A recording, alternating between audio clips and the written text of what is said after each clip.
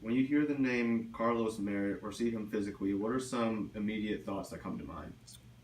Leadership, uh,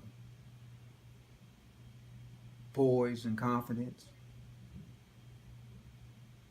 discipline, focused, extreme ownership of his life, and understand that he is the one that's in control. Nobody else is.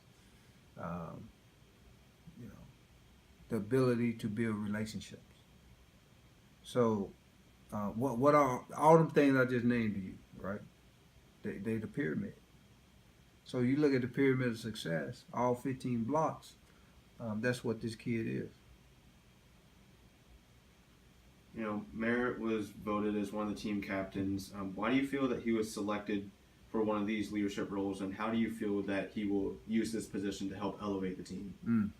Well, I think in order for you to get voted that, right, your teammates must trust you, right, and you must prove to them from January to the time that we vote that you worthy of this, right? So it's not a popularity contest, can't be, because we make sure that they understand when we vote. This is not about who's the most popular kid. This is about who's going to lead you to where you want to go as a football team, and you got to understand that you picking guys based on that, not based on are they a starter? Can they make plays? Then none of that matters. Everything matters as far as the leadership part of it, and leadership to us is, can you positively influence somebody, right, through serving them by being yourself, by being authentic, by being who you are, by being real. And if you can do those three things, then you exemplify leadership to us. And that's what he did. So he spent time. Now before January, he'd been the last dude that we would have chose to be would have said that the team was going to choose them to choose him to be the leader. He'd been the last guy, and so he spent time understanding leadership. So he would come in here, and this office sat right where you at, and we would talk, and he would ask me questions about leadership, and we would go, and so we went through this whole process. And what I told him is, I said, become the pyramid, man. That's it. Just become the 15 things, become those things. I promise you, you'll be a leader on this football team that everybody respect. And he said, okay, coach, how we do that? And so I taught him the process of becoming the pyramid. And he did it, and he took it serious. And every day he paid attention to it. And then by the, training camp was over, everybody said, oh, yeah, he's the pyramid. See? And that's why the kid get chosen to be a leader, and that's how he's going to use it to help us. Is create more pyramids. That's what you do. You create more pyramids on the football team. That's how you lead, and that's how you use what you've learned to help somebody else become the pyramid. Because you've seen the changes in your own life and the benefits in your own life, and so now you want to get at somebody else, and that's what he's been doing, sharing.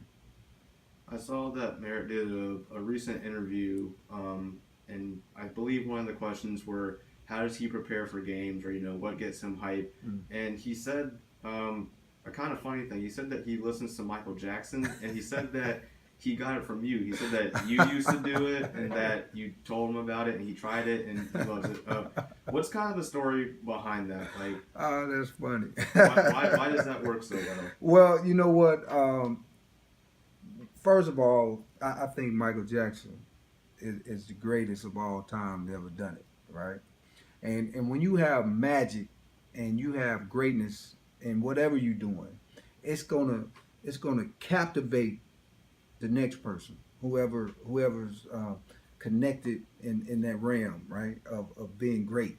It's gonna captivate them. This is why when you watch Michael Jordan or Kobe Bryant or LeBron James, or I'm trying to bring it more recent to young people, right? So when you watch those people, Steph Curry, Kevin Durant, you just sit there, Tom Brady, you're like, it captivates you, like, oh my good. Why? Because of the greatness. Greatness captivates people, right? And it puts you in a frame of mind and into a spirit of greatness that then you want to emulate, right? And so that's all Michael Jackson does.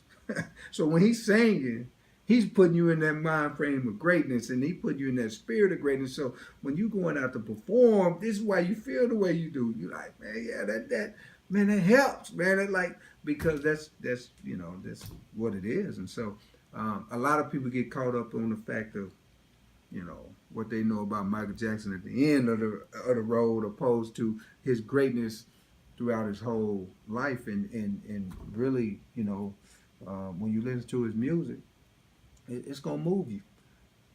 My kids, right, when they was little kids, I put on Michael Jackson, right? They loving it. They like, oh, I like this. I know you like it because greatness have no time. You see, it's great no matter when you put it on. You put it on when he did it in the 70s. You put it on in the 80s, the 90s, the 2000s. It doesn't matter. 3,000 years from now, you put on Michael Jackson, everybody gonna be like, "Oh, I like that," right? Because greatness have no time to it. It's just great. And so I told him this, the same story I'm telling you right now, because he's like, "Michael Jackson, really, coach? I mean, come on, man." I'm like, just trust me. Put it on, just try it one time, and then come back and talk to me and see what you think. And he came back. He said, "Coach, that works. I like that." I said, "I know it." Was there a specific song or? No, it's everything, And he asked me the same thing. Some song, man, listen, just put in Off the Wall, Thriller. All right, anything you want to put, it's gonna happen for you. So I said, go get Michael Jackson greatest hits, is what I told him. And I just put it on and see what happens. And I guess it worked for him. There's no doubt that there's something special about Merritt. Just who he is and what he brings to the table. What makes him so special or such a great character to you? Well, the desire to want to be great. I mean, I think everything starts with desire. If you have the desire, then you can be whatever you want to be. And it has to be a burning desire. It can't be like casual, I'm interested.